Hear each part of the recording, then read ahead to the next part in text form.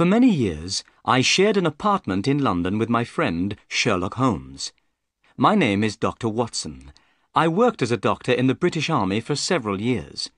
While I was in the army, I travelled to many strange and interesting places. I had many exciting adventures. Then one day, in Afghanistan, I was shot in the shoulder. My wound was deep and took many months to heal. I nearly died from pain and fever. At last, I got better, but I could not work in the army any more. I retired from the army and came back to England. That is why I was living in London with Sherlock Holmes. I had known my friend for many years. Our address was 221B, Baker Street, in the centre of the city. I enjoyed sharing an apartment with Holmes. My friend was a very clever man. He was the most famous private detective in London. He helped to solve crimes and catch criminals. When people were in trouble or needed help, they came to Holmes. Sometimes the police came to Holmes and asked for help in catching a criminal. Sherlock Holmes did not care if his clients were rich or poor. He enjoyed solving their interesting problems. He was very happy when he was working. It was the most important thing in his life. One afternoon, I was reading a book and Holmes was standing by the window in our sitting room. Usually, he was very busy and active, but this afternoon he did not seem very happy. I was worried about my friend. "What's the matter with you today, Holmes?" I asked. "Come and stand at the window, Watson," Holmes said. "Look out into the street. See how uninteresting London is today." It was winter. The street outside was almost empty. Everyone was at home in front of their warm fires. "I need some work, Watson," said Holmes impatiently. "I cannot live without interesting problems and mysteries. That's why I became a private detective. I love my work. It keeps my brain active. But when there are no crimes and no mysteries to solve, then life becomes very boring for me." He turned sadly away from the window. At that moment, there was a knock at the door. Our housekeeper came into the room. She was carrying a small white card on a silver tray. Holmes picked up the card. "Miss Mary Morstan," he read aloud. "I don't know anyone of that name. Please ask the lady to come in. Perhaps it is a new client." A few moments later, Miss Morstan entered the room. She was young and not very tall, with blonde hair and blue eyes. Her clothes were not fashionable, but they were clean and tidy. She had a lovely face. I noticed at once that she looked worried and unhappy. "Please sit down, Miss Morstan," said Holmes kindly. "I am Sherlock Holmes, and this is my good friend, Dr. Watson. Dr. Watson and I have worked together many times." "I'm very pleased to meet you both," said the young lady. Then she turned to Holmes and looked at him with her lovely blue eyes. "Mr. Holmes, I've heard that you give people good advice. I'm not a rich woman, but I hope you can help me too. Something very strange has happened. Mr. Holmes, I need your help." The picture sequence from the cinema has finished. You can look at it once more if you want. Holmes rubbed his hands together excitedly. His eyes shone, and he leant forward in his chair. "Tell us your story," he said. Miss Morstan began her story, and we listened. "My father," she began, "was a captain in the army. When I was very young, he was sent to India. My mother was dead, and I had no other relatives in England. So, while my father was away, I was sent to school. When I was 17, I received a letter from my father. He said that he was leaving India and coming back to England. He gave me the address of a hotel in London. He asked me to meet him there. I was very happy and excited about seeing my dear father again. I went to London and arrived at the hotel. I asked for Captain Morstan, my father. But I was told by the hotel manager that my father was not there. He had gone out the night before and not returned. I waited all day and all night, but my father didn't come back to the hotel. Finally, I went to the police. They advertised for Captain Morstan in all the newspapers, but without success. I never saw my dear father again." Miss Morstan began to cry. Holmes opened his notebook. "What was the date that your father disappeared?" he asked. "It was the 3rd of December, 1878. Nearly 10 years ago." "What happened to his luggage?" "It was still at the hotel," replied Miss Morstan. "The cases contained some books and clothes and some paintings and ornaments from the Andaman Islands." "The Andaman Islands? What are they?" I asked. "A small group of islands near the coast of India," said Miss Morstan. "There is a prison on one of the islands. My father was one of the officers in charge of the prisoners. He worked there for many years." "Did your father have any friends in London?" asked Holmes. "Only one, Major Sholto. He was also in charge of the prisoners in the Andaman Islands. The Major had retired from the army some time before my father disappeared. He was living in London, and of course I went to see him, but he didn't know that my father had arrived in England." "Your story is very interesting," said Holmes, rubbing his hands together once more. "Please, go on." "4 years after my father disappeared," continued Miss Morstan, "I saw an advertisement in the newspaper. The date was the 4th of May, 1882. To my surprise, the advertisement asked for the address of Miss Mary Morstan. It said that if I advertised my address, I would receive some very good news." "What did you do?" asked Holmes.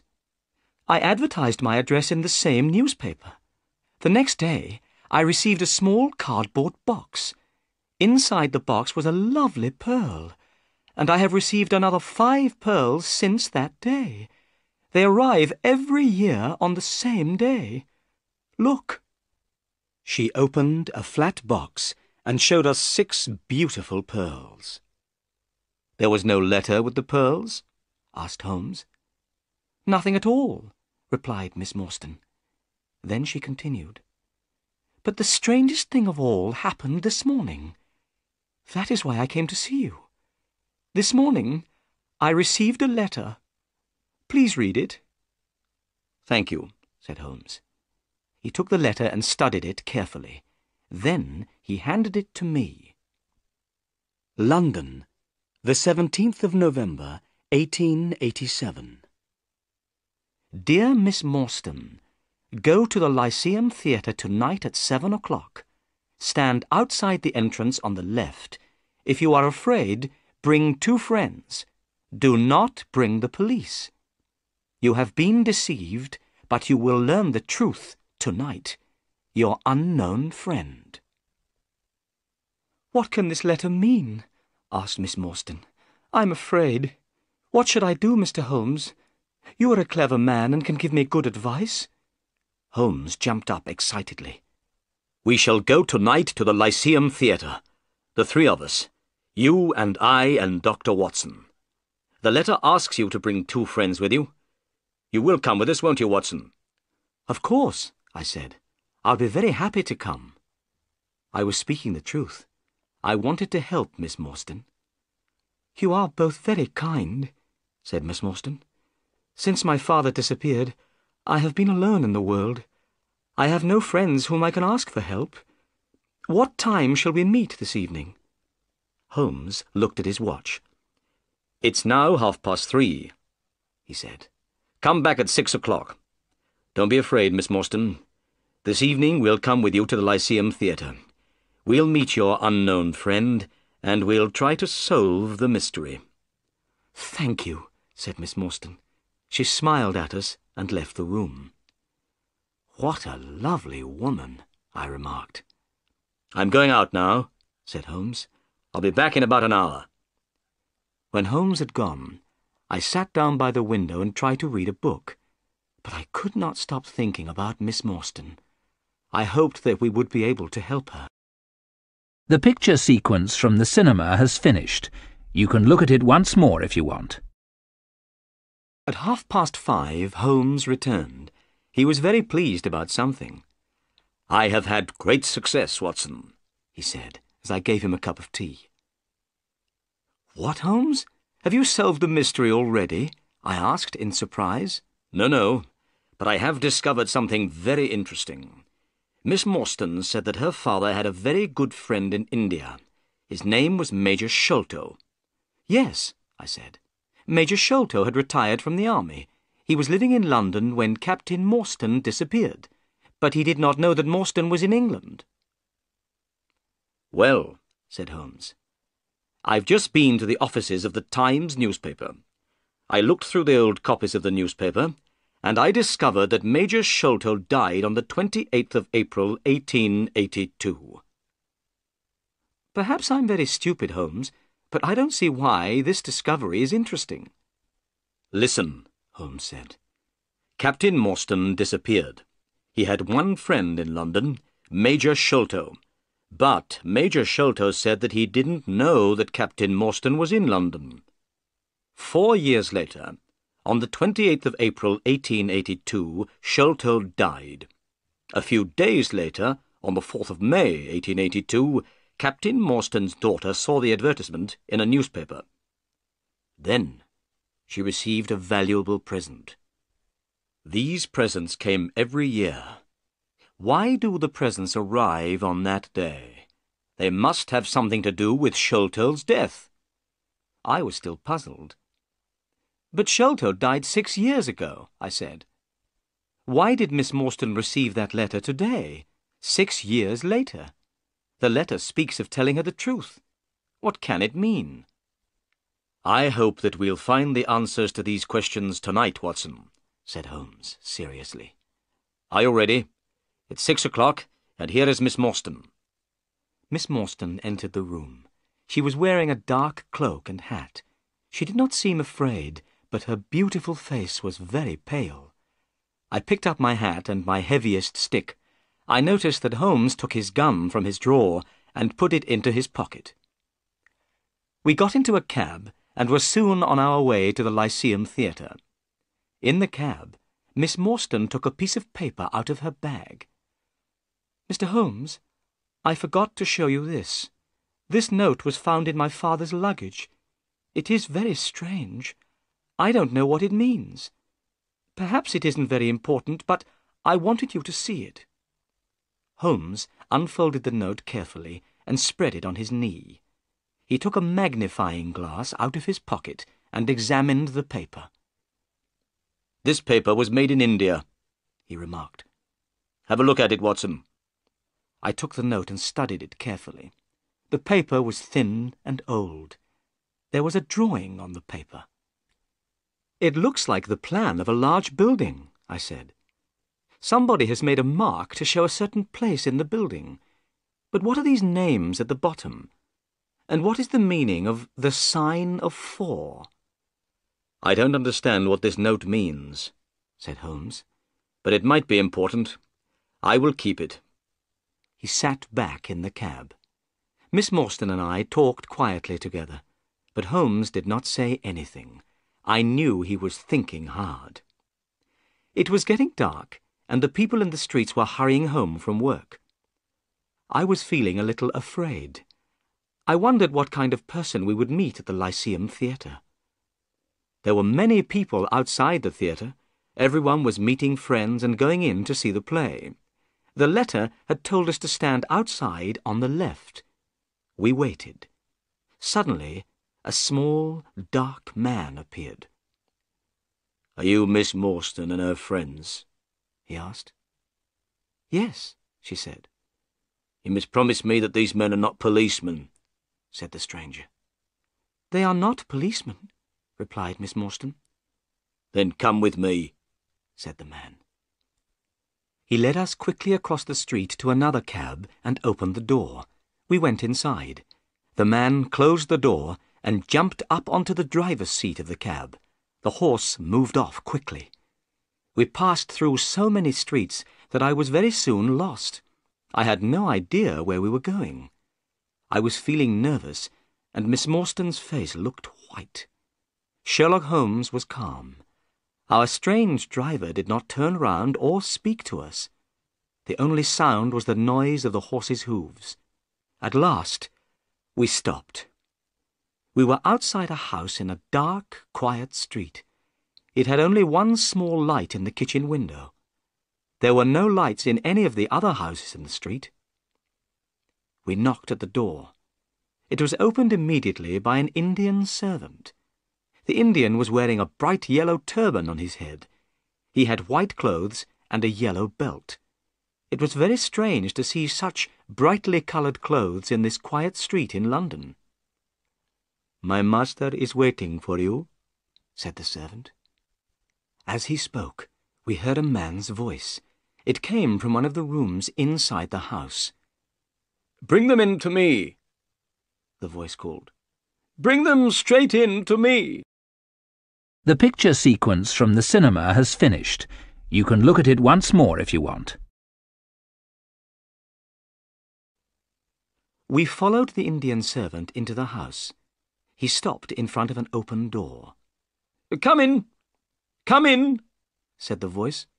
We entered, Holmes, Miss Morstan, and myself, and were astonished.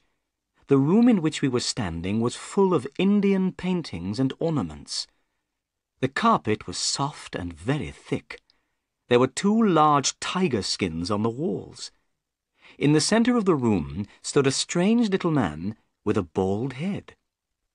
He was smiling, but he seemed very nervous. "My name," said the bald-headed man, "is Thaddeus Sholto. You are Miss Morstan, of course. And these 2 gentlemen?" "This is Mr. Sherlock Holmes, and this is Dr. Watson." "A doctor!" cried Thaddeus Sholto excitedly. "Oh, please could you listen to my heart? I'm very worried about my heart." I listened to his heart beating, but I could hear nothing wrong with it. "There's nothing wrong with your heart," I told him. "I'm so glad," said Thaddeus Sholto. "Miss Morstan, your father had a very weak heart. If his heart had been stronger, he would have been alive today." Miss Morstan sat down, and her face turned very white. "I knew that he was dead," she said. There were tears in her eyes. I was very angry with Thaddeus Sholto. He did not notice how much he had upset Miss Morstan. "Please, tell us why we've been brought here," said Miss Morstan. So Thaddeus Sholto began his strange story, and we listened. "My father," Sholto said, "was Major Sholto of the Indian Army. He retired from the army about 11 years ago. He bought a house in North London. He called the house Pondicherry Lodge. My brother, Bartholomew, and I were his only children. We knew that Captain Morstan, Miss Morstan's father, and our father had been very good friends in India. When we heard that Captain Morstan had disappeared, we were very upset. My brother, Bartholomew, and I also knew that our father was afraid of something. He never went out alone. He often spoke about a man with a wooden leg who followed him. He seemed very afraid of this man." "Did he tell you why he was afraid?" asked Holmes. "No, he didn't," Thaddeus Sholto replied. Then he continued with his story. "One day, in 1882, our father received a letter from India. This letter upset him very much. He became ill. Every day he grew weaker. At last, he was dying. He asked to see me and my brother Bartholomew. We went to his room. He told us to lock the door and come over to the bed. Then he held our hands and spoke to us. He said that he wanted to tell us the truth about Captain Morstan's death. He was the only person who knew this terrible secret. When father was in India with Captain Morstan, they found a great treasure. It was called the Great Agra Treasure. The jewels in this treasure were worth more than £1,000,000. Father brought the Agra treasure back to England. Morstan followed him and came at once to the house to ask for his share. But the treasure had made Father greedy. He did not want to give any of it to Morstan. He wanted to keep it all for himself. Morstan became very angry. They had a terrible argument. Father knew that Morstan's heart was weak. Suddenly, the colour of Morstan's face changed. Father saw at once that Morstan was dead. He did not know what to do. He had not killed Morstan, but he was afraid that people would believe that he had killed Morstan. He decided to say nothing. He hid the body, and he also hid the great Agra treasure. Soon the news of Morstan's disappearance spread through London. Only our father knew the terrible truth. He told us as he was dying that he had been a wicked and greedy man. He said that he had acted very wrongly, but that he had paid for his crime. The Agra treasure never brought him happiness, only fear and guilt. Then he told us that Captain Morstan had a daughter called Mary. He asked us to listen carefully. Then he began to tell us where he had hidden the treasure. At that moment, a terrible change came over our father's face. He pointed at the window and cried out in a voice full of fear, "Keep him out! Keep him out!" My brother and I stared round at the window. We saw a horrible face looking in through the window. It was wild and had a black beard and cruel eyes. We rushed to the window, but the man had gone. When we went back to the bed, Father was dead. What did you do then? Asked Holmes. We ran out into the garden, replied Sholto. We looked everywhere, but we found nothing. In the morning, we went to our father's room. We found that someone had been in the room during the night. There was a piece of paper on the bed beside my father's body, and on this paper some words were written. These words were, "The sign of 4." The picture sequence from the cinema has finished. You can look at it once more if you want. Holmes, Miss Morstan and myself looked at each other in surprise. My body felt cold with fear. The same words, "the sign of 4, were written on that strange note in Captain Morstan's luggage," said Holmes. "What can it mean?" I whispered. Miss Morstan turned to Thaddeus Sholto. "Why did you send me the pearls?" she asked. "On the table, beside our father's bed, was a gold cup," Sholto answered. "It was decorated with 6 pearls. Our father had told us that this cup was part of the Agra treasure. He had wanted us to share the treasure with you. So we found your address and sent you the pearls, one by one." "That was very kind of you, Mr. Sholto," said Miss Morstan. "Not at all," said Sholto. "But now I am going to tell you something very exciting. Yesterday, my brother and I found the great Agra treasure." "You found the treasure?" we repeated in astonishment. "Yes. Our father had died before he told us where it was hidden. My brother Bartholomew and I searched for the treasure for 6 years. Yesterday, we found it. That is why we sent you the letter, Miss Morstan. We have found the treasure, but half of it belongs to you." "Where is the treasure now?" asked Holmes. "At my father's house, Pondicherry Lodge," replied Sholto. "My brother Bartholomew lives there now. We must go there immediately so that Miss Morstan can see the treasure and claim her share. Bartholomew is expecting us. Miss Morstan, tonight you will be a rich woman." Miss Morstan was going to be very rich. I should have been very happy, but I did not feel happy at all.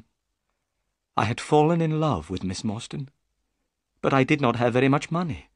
If she became rich, I could not ask her to marry me. Thaddeus Sholto put on his coat. "Come," he said. "I have a cab waiting outside. It will take us to Pondicherry Lodge. We must not be late." It was a long drive to Pondicherry Lodge. The night was cold, and the moon was shining brightly. As we sat in the cab, Thaddeus Sholto continued to talk. Holmes, Miss Morstan, and myself listened. "My brother Bartholomew is a very clever man," he said. "He knew that the treasure was somewhere in the house. He had an idea. He measured the height of the house outside. It was 74 feet high. Then he measured the height of the rooms inside the house. He added the heights of the rooms together. The total was only 70 feet. There was extra space under the roof. My brother made a hole in the ceiling of the room on the top floor. He found a secret room. Inside this little room, the treasure chest was standing. Last night, I helped Bartholomew to lower the chest down into the room below. We opened the chest with a key which we found beside it." Thaddeus Sholto's voice became excited. "Inside the treasure chest were hundreds of beautiful jewels, diamonds, rubies, sapphires, and many others. They shone so brightly that they hurt our eyes. Miss Morstan, the Agra treasure is really wonderful. But here is Pondicherry Lodge. We have arrived. Soon you will see the treasure for yourself." It was now nearly 11 o'clock. Pondicherry Lodge was a big house with a high wall around it. Everything was black and silent. There was no light except the moonlight. "This is very strange," Thaddeus Sholto said nervously. "I don't understand why there are no lights. My brother Bartholomew is expecting us, but the house is dark." We walked up to the house. Suddenly we heard a noise coming from inside that great black house. It was the sound of a woman crying. "The only woman in the house is the housekeeper," said Sholto. "Something is wrong." We hurried to the door and knocked. A tall old woman opened it. Her face was white with fear. "Oh, Mr. Thaddeus, I'm glad you've come," she said. "I'm very frightened. Come into the house, Mr. Thaddeus. Oh, I'm glad that you're here. Something terrible has happened to your brother." The picture sequence from the cinema has finished. You can look at it once more if you want. Thaddeus Sholto began to shake with fear. His face was very white. "What do you mean?" he asked the housekeeper. "What is the matter with my brother?" "He locked himself in his room. He was there all day. When I knocked on the door, he would not answer me," she said. "I knew that something must be wrong. A short time ago, I went upstairs. I looked through the keyhole of the door of his room. I saw your brother's face, Mr. Thaddeus. It looks terrible. You must go up, Mr. Thaddeus. You must go up and see for yourself." The housekeeper started to cry again. "You must all go upstairs," said Miss Morstan. "I'll stay here and look after this poor woman." We left the two women, Miss Morstan and the housekeeper, downstairs. Holmes took the lamp and led the way. Thaddeus Sholto and I followed him.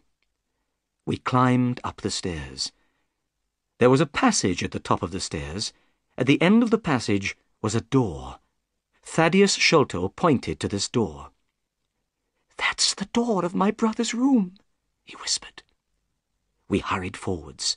Holmes turned the handle, but the door was locked. Then he bent down and looked through the keyhole. He stood up again, quickly. "My God!" he cried. "It's the work of the devil." I bent down and put my eye to the keyhole. I felt very sick and afraid. The bright moonlight was shining into the room. I could clearly see a face.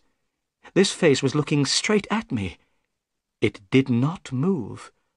There was a horrible smile on the face. "This is terrible," I said to Holmes. "What shall we do?" "We must break down the door," he replied.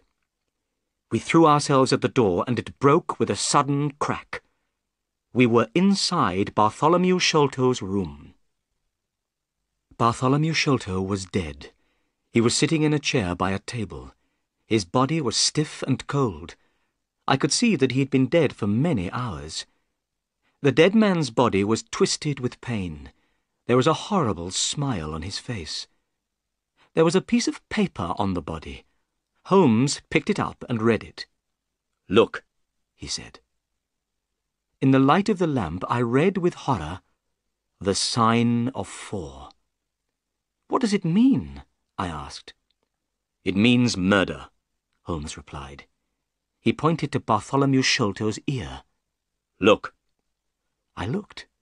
I saw something sticking in the dead man's skin near his ear.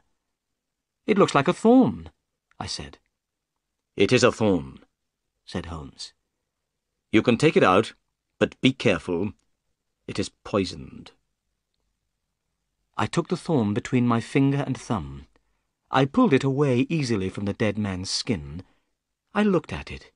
It was hard and sharp. I saw that it had poison on it. "So, this is how Bartholomew Sholto died," I said.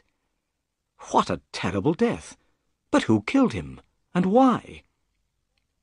We had forgotten about Thaddeus Sholto. He was still standing in the doorway. Suddenly he gave a cry. "The treasure has gone," he said. "They've stolen the treasure. Look! Do you see that hole in the ceiling? We lowered the treasure down through that hole last night. After I had helped my brother with the treasure, I left him here in this room. I was the last person to see my brother alive. I heard him lock the door as I came downstairs." "What time was that?" asked Holmes. "It was 10 o'clock, and now my brother Bartholomew is dead, and the great Agra treasure has gone." The picture sequence from the cinema has finished. You can look at it once more if you want. "Go to the police station, Mr. Sholto," said Holmes. "Ask the police to come quickly. Dr. Watson and I will wait here." Thaddeus Sholto turned away. We heard him going downstairs. "Now, Watson," said Holmes, "we have some work to do before the police arrive. We must find out how the murderer got into the room. The door was locked, but what about the window?" He carried the lamp to the window and examined the window-sill carefully. "Look," he said. "Someone has come in by the window. Here is the print of a foot on the window-sill. And here is a round mark. And look, on the floor. Here is another footprint and another mark. And again by the table. See, here, Watson." I looked at the marks. Some were footprints, but some were in the shape of small circles. "Those are not footprints," I said. "No," replied Holmes. "They are the marks made by someone with a wooden leg." "Someone with a wooden leg?" I said. "Holmes, Thaddeus Sholto told us that his father was afraid of a man with a wooden leg." "Yes," said Holmes. "but the wooden-legged man was not alone. Someone else has been here too. Look outside." We both went to the window and looked down. "We are very high up," said Holmes. "A man with a wooden leg would not be able to climb here by himself. 2 people came into this room. We will call them number 1 and number 2. Number 2 is the wooden-legged man. But who is number 1? And how did he get in?" I looked round the room. I thought quickly. Then suddenly I knew the answer. In the ceiling of the room was a hole. Thaddeus Sholto had told us that his brother had made this hole. The Agra treasure had been hidden in the secret room above. The two Sholto brothers had lowered the treasure chest through this hole the night before. A set of steps was standing beneath the hole. On the floor by the set of steps was a rope. Number 1 must have looked through the hole in the ceiling, I said. He saw Bartholomew Sholto sitting on the chair below him. He killed Sholto with a poisoned thorn. Then he must have taken the rope, opened the window, and thrown the end of the rope down into the garden. His friend, number 2, the wooden-legged man, must have been waiting below. Number 2 climbed up the rope with the help of number 1. The murderers then lowered the treasure chest to the ground with the rope. Number 2 climbed down the rope. Number 1 got out of the room through the hole in the ceiling. Excellent, Watson, said Holmes. We shall now go up and have a look at the secret room. Perhaps we can find out more information about number 1. We climbed the steps and found ourselves in a small dark room without any windows. There was thick dust on the floor. It was here that the treasure had been hidden for so many years. Look, said Holmes. there is a small door in the roof. That is how number 1 got in. Then Holmes shone the lamp down at the floor. By the light of the lamp, I saw that the floor was covered with many footprints. They showed very clearly in the thick dust. They were the prints of bare feet. But they were not the footprints of an ordinary man. They were extremely small. Suddenly, a horrible thought came into my mind. "Holmes," I whispered, "a child has done this terrible thing."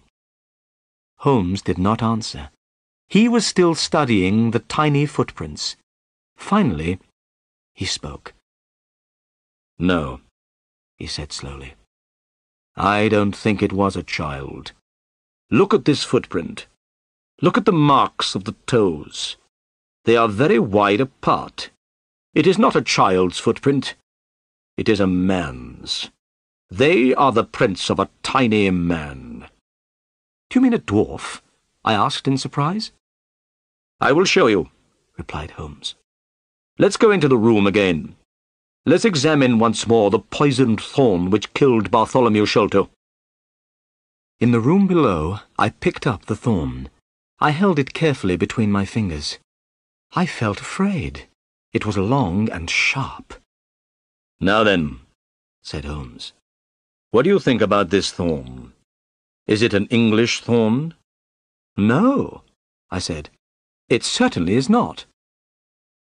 You see, said Holmes, already we begin to know many things about murderer number 1. He is a very small man, in other words, a pygmy, from some foreign land. He is very strong and can climb great heights easily. He is also extremely dangerous. He kills people by shooting them with poisoned thorns. The picture sequence from the cinema has finished. You can look at it once more if you want.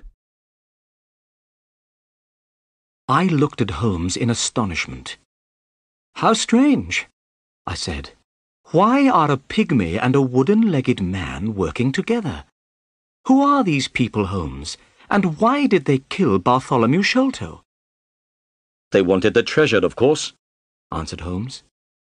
Last night, Bartholomew Sholto was sitting in this room with the treasure. The pygmy came in through the roof and saw him. The only way to get the treasure was to kill Sholto. "And what about the paper with the sign of 4? I asked. "It must mean revenge," Holmes answered. "Remember that a paper from the sign of 4 was also found on the dead body of Major Sholto.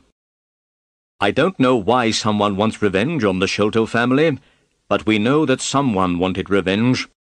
They also wanted the treasure, and they were prepared to kill the Sholtos, father and son, to get the treasure." Holmes took out his magnifying glass and started to examine the room again. There were some bottles and tubes in one corner of the room. Bartholomew Sholto must have been interested in chemistry. A glass tube had broken, and a dark liquid had spilled onto the floor. Holmes gave a loud cry of joy. "Come here, Watson," he said. "What can you smell?" I walked over. Suddenly, I smelled something very strong and unpleasant. The smell was coming from the dark liquid on the floor. "It smells like tar," I said. "It is similar to tar," Holmes answered. "It is creosote." He was smiling and rubbing his hands together. "Why are you so pleased?" I asked. Holmes pointed to the floor. I saw a clearly marked small footprint. I realized that the pygmy had stepped in the creosote. "I know a dog which loves the smell of creosote. It will follow this smell for miles and miles," said Holmes. "We'll catch these murderers now." Just then, we heard footsteps and loud voices outside the room. "It's the police," said Holmes. As he spoke, a fat man in a grey suit entered the room. His face was red and his eyes were small and bright. He was followed by a policeman in uniform and by Thaddeus Sholto. I'd never seen the fat man before, but Holmes seemed to know him well. "Good evening, Inspector Jones," said Holmes politely. "Don't you remember me?" The fat man stopped and stared. He was not very pleased to see Holmes. "Why, yes, of course," he said. "You are Mr. Sherlock Holmes, the private detective. Yes, I remember you well. This is an interesting crime, Mr. Holmes. A man has been murdered, and jewels worth £1 million are missing. What do you think happened?" "Well," began Holmes, but Inspector Jones did not want to listen to my friend. He thought his own ideas were better. "Listen, Mr. Holmes. I will tell you what I think," he said importantly. "This man, Thaddeus Sholto, tells me that he was with his brother last night. They discovered the treasure together. He was the last person to see his brother alive.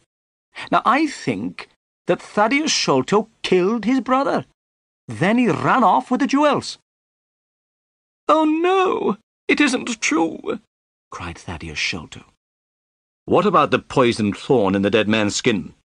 asked Holmes. "And the paper with the sign of 4? "The thorn belongs to Thaddeus Sholto," replied Jones quickly. "I don't think the paper is very important. Perhaps it's a trick. But wait a moment. What's that up there? I see a hole in the ceiling. I must have a look." Inspector Jones went quickly up the steps. We heard him moving about noisily in the room above. Then he came down again. He was hot and dusty. "I know everything now," he cried. "I have found a door which leads out onto the roof. That was how Thaddeus Sholto escaped." "But the footprints," began Holmes. Inspector Jones was not listening. He had not noticed the tiny footprints. He turned to Thaddeus Sholto. The poor man was shaking with fear. "Mr. Sholto," said Jones, "I arrest you for the murder of your brother." "I didn't do it," Thaddeus cried. "Please, Mr. Holmes, believe me." "Don't worry, Mr. Sholto," said Holmes. "I know that you didn't kill your brother. I will find the murderer." Inspector Jones turned to Holmes angrily. "Listen, Mr. Holmes," he said. "This is a matter for the police. It has nothing to do with you. Good night, gentlemen." Inspector Jones and the policeman took Thaddeus Sholto away. A few minutes later, the house was quiet again.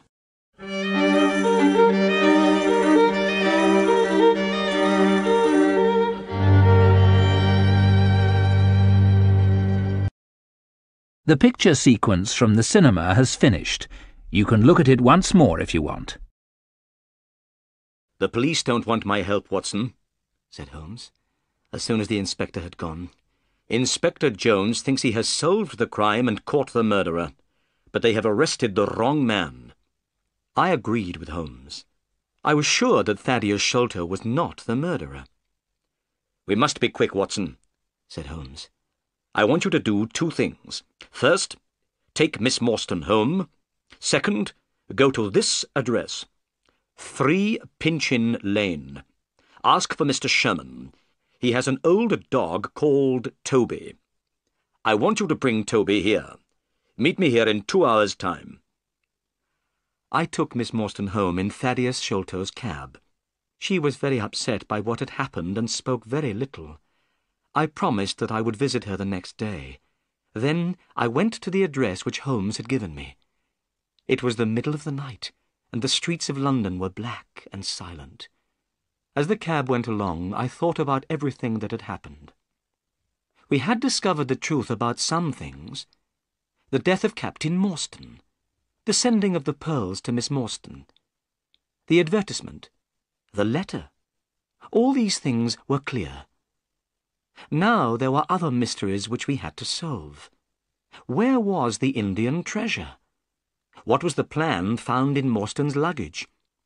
Who wanted Bartholomew Sholto to die? Where were the pygmy and the wooden-legged man? What did all these things mean? And what was the mysterious sign of 4? I hoped that Sherlock Holmes would discover the answer to these questions. Soon I arrived in Pinchin Lane, the address where Holmes had sent me.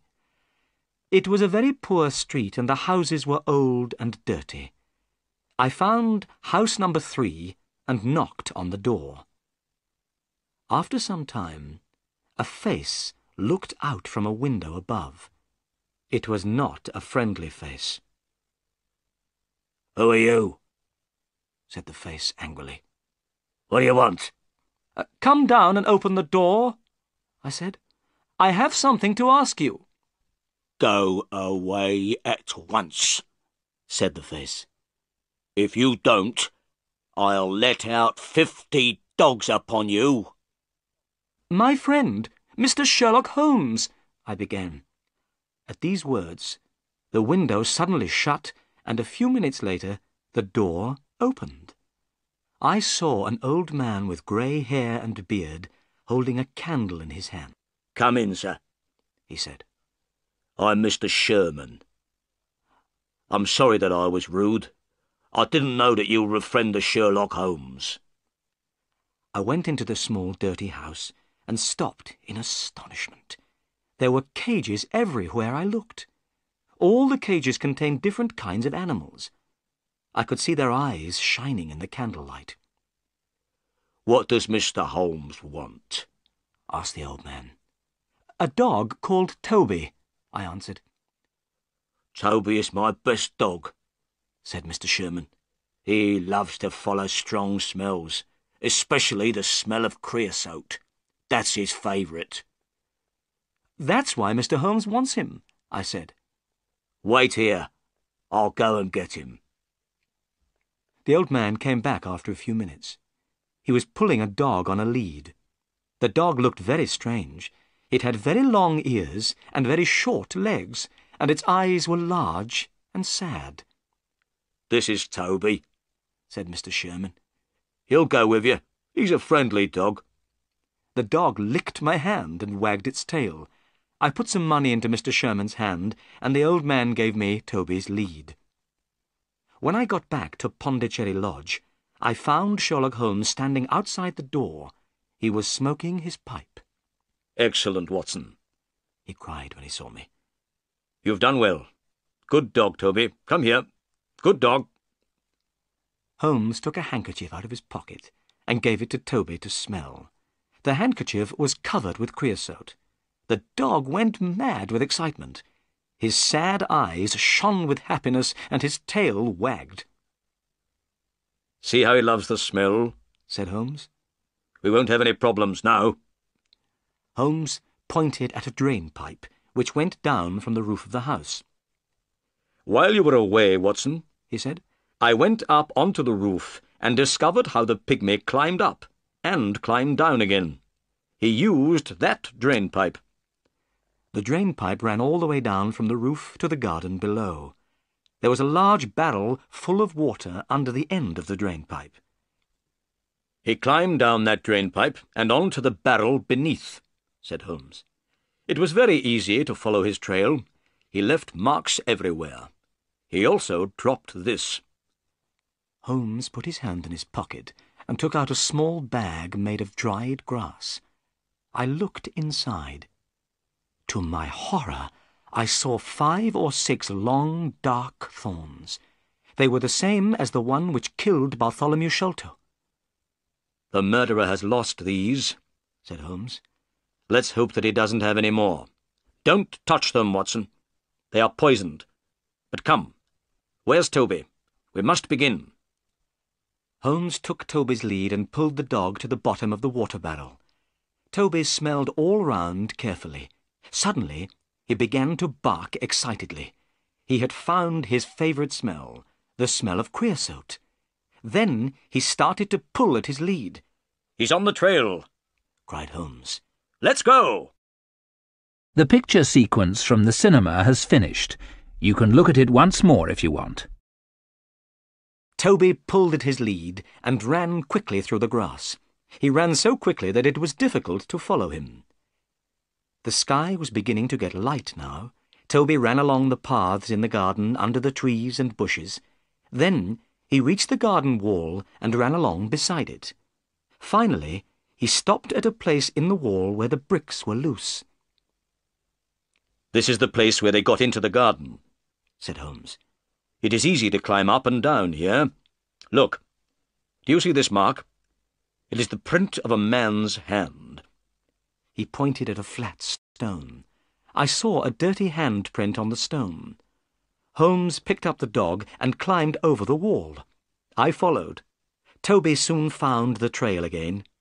Toby did not look to the right or the left. He ran straight ahead with his nose to the ground. He loved the smell of creosote.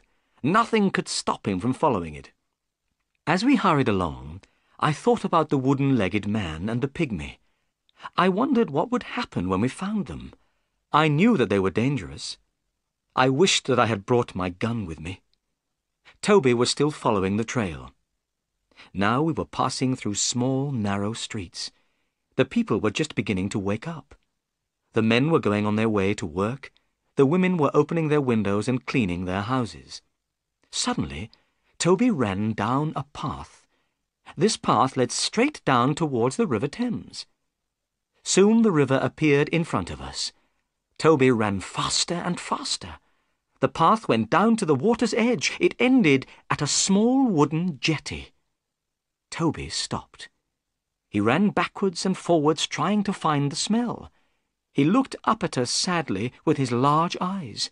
He did not know what to do. "They've got into a boat here," said Holmes. There was a small house beside the jetty. A notice was hanging from one of the windows. On it was written in large letters, "Mordecai Smith, Boats and Steam Launch for Hire." There was no one on the jetty. Several small boats were near the jetty on the bank of the river. Holmes looked at these boats. "I wonder where the steam launch is," he said. "I think we must ask a few questions." He knocked loudly at the door of the house. A large woman with a red face opened it. A child was crying somewhere inside the house. I saw that the woman was very upset about something. She had been crying.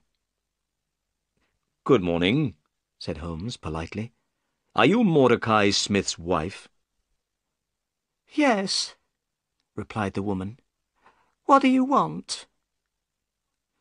"Could I speak to your husband, please?" asked Holmes. "No, you can't. He isn't here.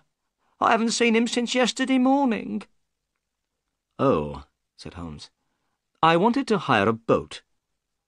"Well, perhaps I can help you," said Mrs. Smith. "Which boat do you want?" "I wanted to hire the steam launch. I have heard it is a very good boat. Let me see, what's the name? The Aurora, sir," said Mrs. Smith. Oh, yes, that's right. I remember now. But where is the Aurora?" said Holmes, looking around. I don't see a steam launch anywhere. Oh, sir, my husband has gone in the Aurora, Mrs. Smith replied, and burst into tears. I'm very worried about him. I don't trust that wooden-legged man. What wooden-legged man, Mrs. Smith? Asked Holmes in a surprised voice. I don't know who he is, sir, but my husband went with the wooden-legged man in the Aurora yesterday morning and hasn't come back. The picture sequence from the cinema has finished. You can look at it once more if you want. I'm very sorry to hear that, Mrs. Smith, said Holmes. Tell me, was this wooden-legged man alone? I don't know, sir. I didn't see anyone else, but it was very dark. It was 3 o'clock in the morning. I could not be sure. What does the Aurora look like? Asked Holmes. The Aurora is black, sir, with 2 red stripes down each side. It has a black funnel with a white stripe. The Aurora is the fastest boat on the river, answered Mrs. Smith. Holmes looked worried. That's very interesting, he said. Try not to worry about your husband, Mrs. Smith. I am going up the river myself. If I see Mr. Smith, I will tell him that I have seen you. Goodbye. Goodbye, and thank you, said Mordecai Smith's wife. She had stopped crying. She went inside her house and closed the door. Watson, we must find Mordecai Smith and the Aurora as soon as possible, said Holmes. Mordecai Smith and the wooden-legged man are working together. Smith has taken the 2 murderers in his steam launch. They are all hiding somewhere on the river. It will be easy to find them, I said.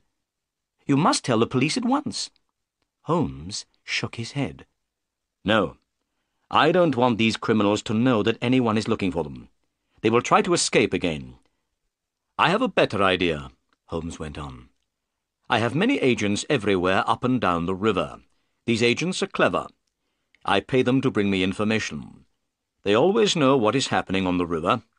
I will ask my agents to look for Mordecai Smith and the Aurora. But you look tired, Watson. Let's go home and have breakfast. It was now nearly 8 o'clock in the morning. I did feel very tired. I was glad to go home to Baker Street. When I had a bath and changed my clothes, I came downstairs to breakfast. Holmes was drinking coffee and reading a newspaper. Look, Watson, he said.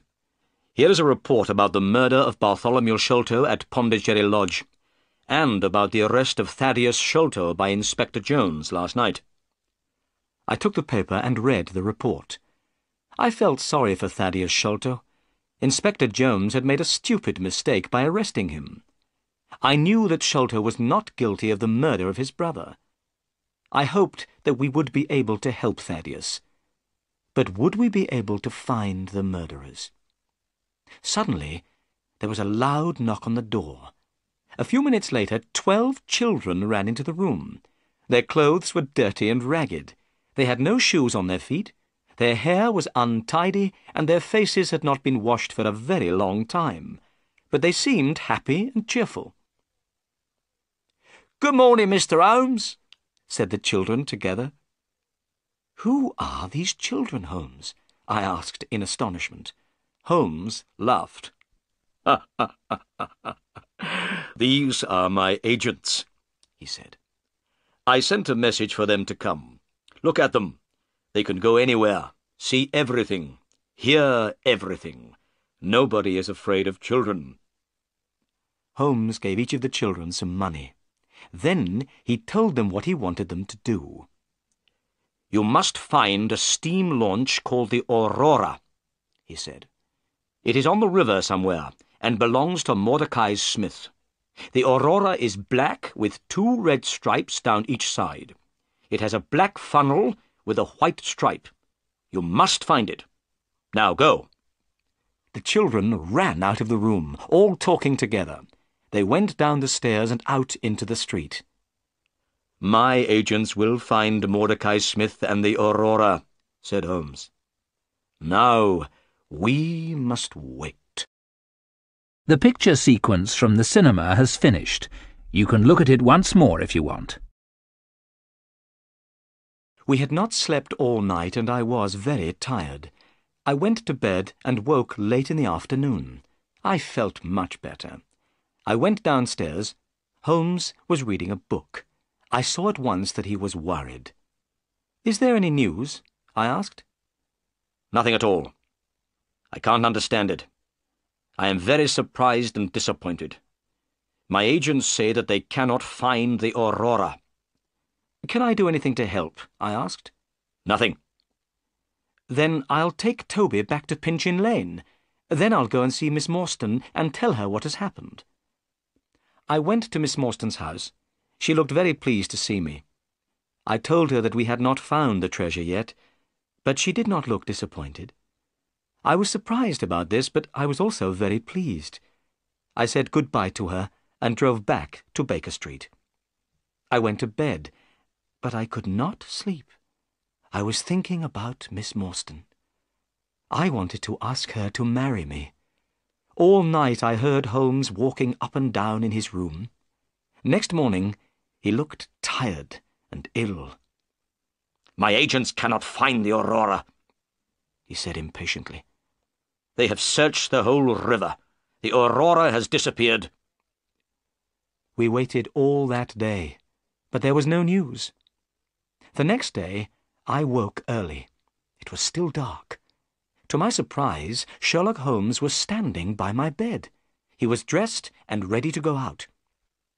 I have had an idea, Watson, he said. I am going up the river myself. Perhaps I can find the launch. You must stay here. There may be some messages. Holmes left without another word.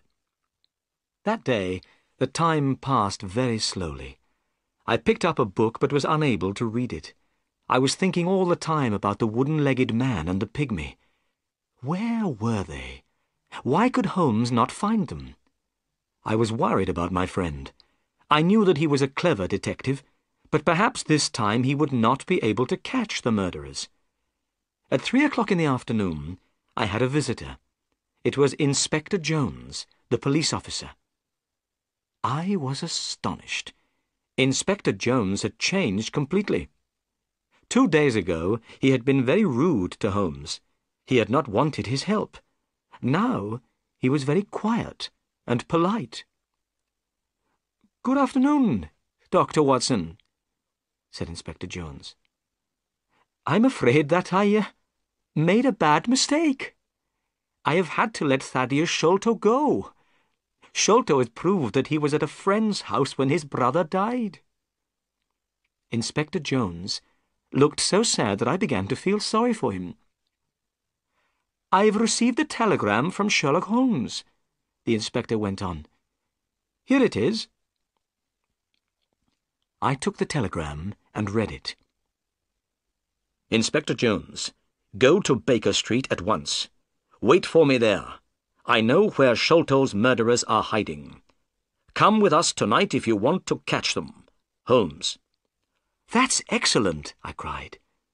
"Forget about Thaddeus Sholto. You'll soon have some other prisoners, Inspector Jones." At that moment, the door opened and Holmes came into the room. He was smiling. "What news?" we asked together.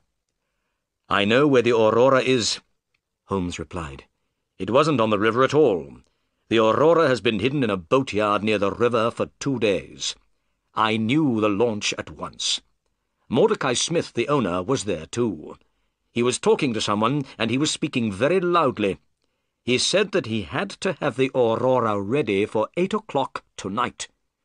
His 2 gentlemen were leaving for America. Their ship was waiting for them out at sea, and they must not be late. I knew immediately what they were planning to do, went on Holmes, and I know what we must do. Inspector Jones, will you help me? "I was wrong before, and you were right," said Jones sadly. "I didn't listen to you then, but I'll help you now." Good, said Holmes. We need a fast police launch, as fast as the Aurora. It must be ready this evening. and 2 or 3 strong policemen to come with us." "I'll arrange all this," said Jones. "Excellent," said Holmes. "Tonight, the 3 of us, you and I and Dr. Watson, will be on the police launch. We will be waiting outside the boatyard at 8 o'clock. We'll be ready for the Aurora when she comes out. We'll catch the murderers, and we'll get the treasure." The picture sequence from the cinema has finished. You can look at it once more if you want. At 7 o'clock that evening, the 3 of us, Inspector Jones, Holmes, and myself, went down to the river. Both Holmes and I had guns in our pockets. Inspector Jones had promised to let us use the police launch. This launch was now waiting.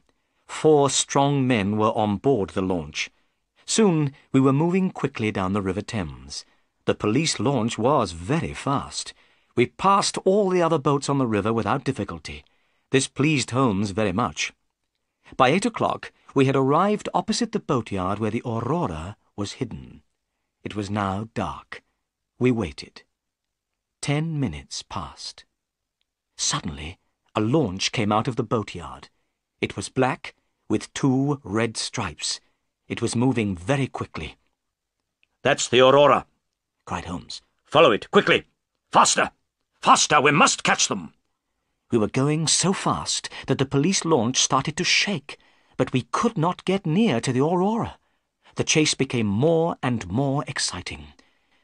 We went in and out between other boats. Many times I closed my eyes. I was sure that we would hit something. At last we got closer to the Aurora. Inspector Jones turned on a light and shone it on the Aurora. "Stop!" he cried. "Stop! We are the police!" In the lamplight we could see some men on board the Aurora. One man was sitting at the back of the launch. Beside him was a strange, dark shape. We could also see Mordecai Smith, the owner of the Aurora. He was working as hard as he could. He was trying to make the engine of the launch go faster. Inspector Jones shouted again, "Stop!" Suddenly, the man at the back of the Aurora stood up. He shouted at us angrily. He was a big, strong man. Then I noticed that his right leg was missing. There was a wooden stump in its place. This was the wooden-legged man. At the sound of the man's voice, the strange dark shape beside him moved. It was a small, dark man, the smallest man I have ever seen. But the pygmy's head was large. His face was hard and cruel. As soon as Holmes saw the pygmy, he took out his gun. I did the same. "Shoot him if he moves his hand," said Holmes. At that moment, the pygmy put a short piece of wood to his lips. We fired our guns together. The pygmy fell backwards into the water with a terrible cry. The wooden-legged man turned the Aurora towards the bank of the river. As soon as the Aurora touched the bank of the river, he jumped out. It happened so quickly that we were not able to slow down and stop the police launch. The man had landed in the soft, wet mud of the river bank, but his wooden leg had stuck in the mud. He could not move. We managed to turn the police launch round. We went towards the wooden-legged man and threw him a rope. Then we pulled him up over the side of our launch. Mordecai Smith was still on the Aurora, but he did not try to escape. We tied the Aurora to our launch. The chase was over. On the deck of the Aurora there was a big, heavy chest. We were sure that it contained the Agra treasure. We carried the heavy box onto the police launch. Suddenly, Holmes stopped and pointed. "Look," he said. I looked where Holmes was pointing. I saw one of the pygmy's poisoned thorns. It was fixed in the wood where Holmes and I had been standing. The poisoned thorn had passed through the air between us. Holmes was smiling, but I felt cold and sick. We had escaped a horrible death. As we went back up the river, we shone our light on the water. We were looking for the body of the pygmy, but we saw nothing. His body still lies somewhere at the bottom of the River Thames. The picture sequence from the cinema has finished. You can look at it once more if you want. The wooden-legged man was our prisoner. He was sitting in the police launch opposite the treasure chest. He was about 50 years old. He had black curly hair and a black beard. He did not look angry any more. He was not interested in anything. "What's your name?" Holmes asked him. "Jonathan Small," replied the man. "Jonathan Small?" repeated Holmes. He took out the piece of paper which had been found in Captain Morstan's luggage. Holmes read out what was written on the piece of paper. "Jonathan Small, Mohammed Singh, Abdullah Khan, Dost Akbar, the Sign of Four." "Give me that paper," said the man. Holmes gave it to him. "Yes," Small said. "I am one of the Sign of Four. This paper is a plan of the fortress at Agra in India. My 3 friends and I found the treasure many years ago. Tonight I have lost the Agra treasure, and you have killed my dear friend, Tonga. I'm not sorry about the deaths of Sholto and his son. I'm not sorry about anything. Do what you like with me." "You will tell us your story later," said Holmes. "But first, Watson, will you take the treasure to Miss Morstan?" "I shall be pleased to do that," I said.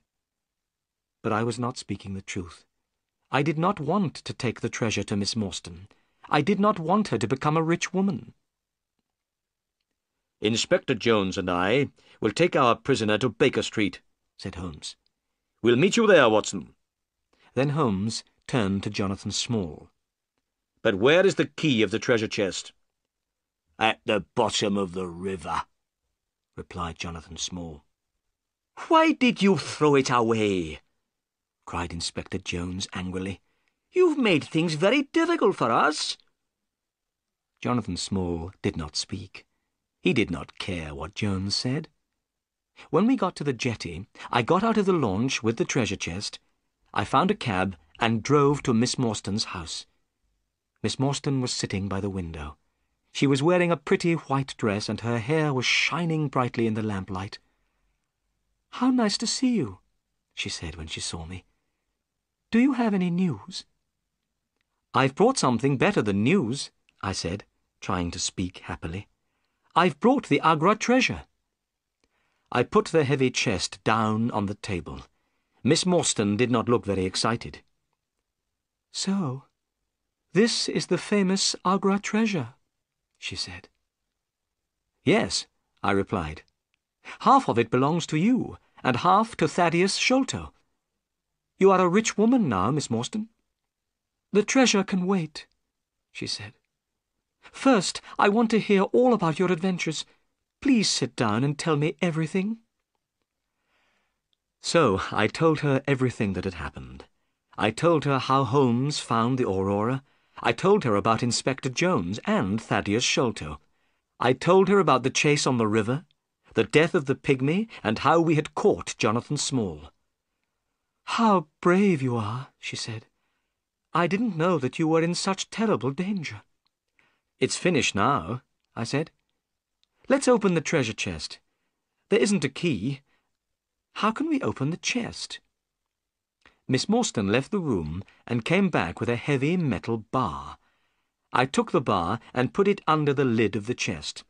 Then I turned it, and the lid opened. I lifted up the lid. My hands were shaking. We both looked inside. Then we looked at each other in astonishment. The chest was empty. The chest was made of very thick iron. This was why it was so heavy. "The treasure is lost," said Miss Morstan quietly. "Thank God," I said. "Why do you say thank God?" asked Miss Morstan. "Because now I can ask you to marry me," I replied, holding her hand. "Because I love you, Mary. Now you are not going to be rich, so I can tell you my feelings. That is why I said, thank God. Then I say thank God too, she whispered. The picture sequence from the cinema has finished. You can look at it once more if you want. When I got back to Baker Street, Holmes, Inspector Jones, and the prisoner Jonathan Small were all waiting for me. I showed them the empty treasure chest. Small began to laugh. "Where is the treasure, Small?" shouted Jones angrily. "The Agra treasure belongs to the Sign of Four," said Small quietly. "No one else will have it. I threw it all to the bottom of the river." We all stood astonished. The great treasure of Agra was lost forever. "The Agra treasure is unlucky," said Small. "It has never brought happiness to anyone. It brought death to Captain Morstan. It brought fear and guilt to Major Sholto. Bartholomew Sholto was murdered because of it. And to me and the other members of the Sign of Four, it has brought prison for the rest of our lives." "You must tell us your story," said Holmes. "What is the Sign of Four?" Jonathan Small began his strange story, and we listened. "I went to India as a soldier in the British Army," said Small. "One day, soon after I arrived, I had an accident and lost my leg. After that, I could not fight any more. Then there was terrible fighting between the Indians and the British. The British all hid in an old fortress at Agra. They shut themselves inside. The walls of this fortress were very thick. The Indians could not get in. I also went to Agra. I had 3 Indian friends who had fought for the British. They came to Agra with me. These men were Muhammad Singh, Abdullah Khan, and Dost Akbar. When we were in the Agra fortress, we heard a strange story. It was about a great treasure which had been hidden in the fortress. It had been hidden for many years. The 4 of us decided to look for this treasure. And one day, we found it. It was hidden under the floor in a secret room. We were astonished by what we had found.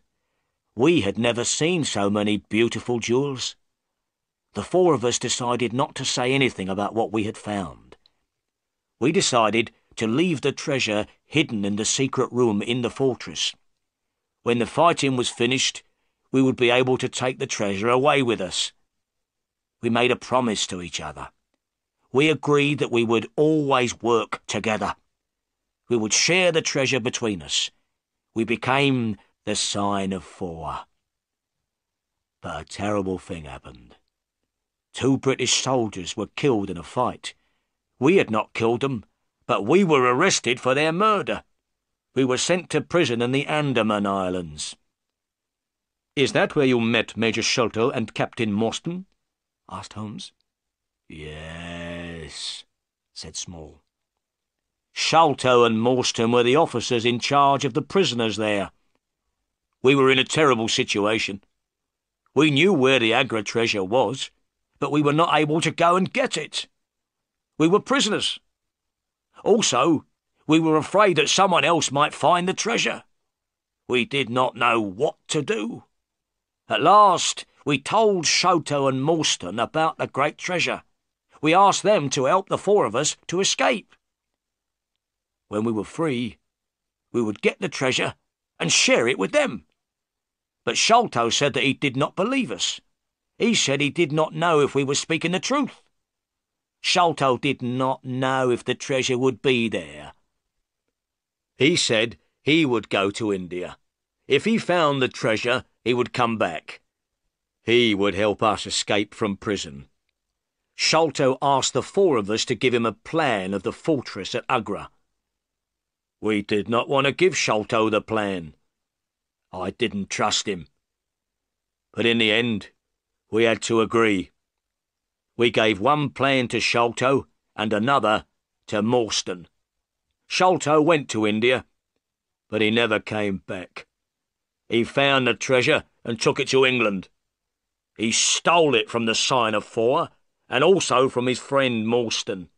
And from that day, I decided to have revenge on Sholto." Small was silent for a few moments. He was thinking about what Sholto had done.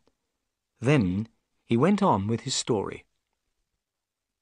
"I made friends with one of the people of the Andaman Islands," he said. "The people there are pygmies. They are very small, but they are very brave. One day, I found one of these pygmies lying under a tree. He was very ill. I looked after him. He slowly got better. He became my friend.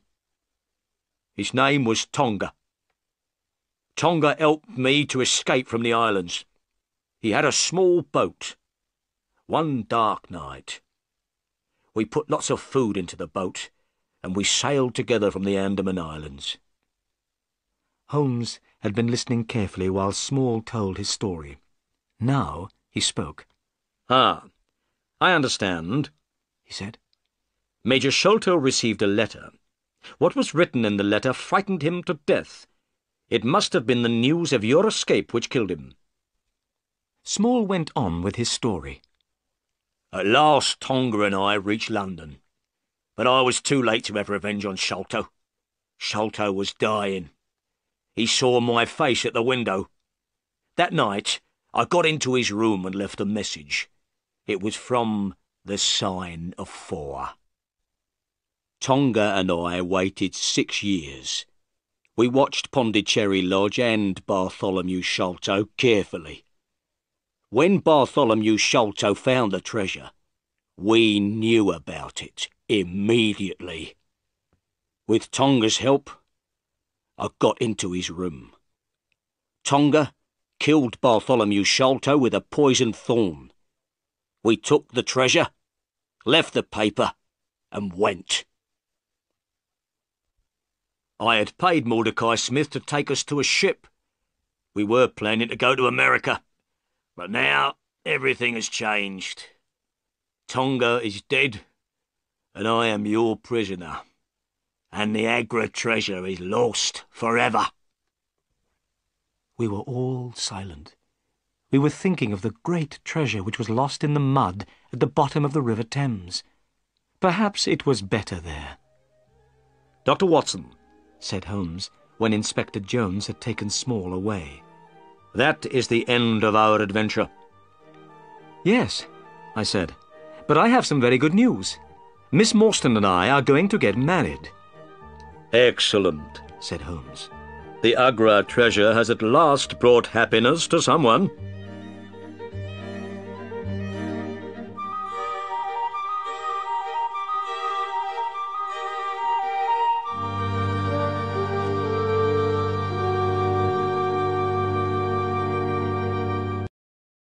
The picture sequence from the cinema has finished.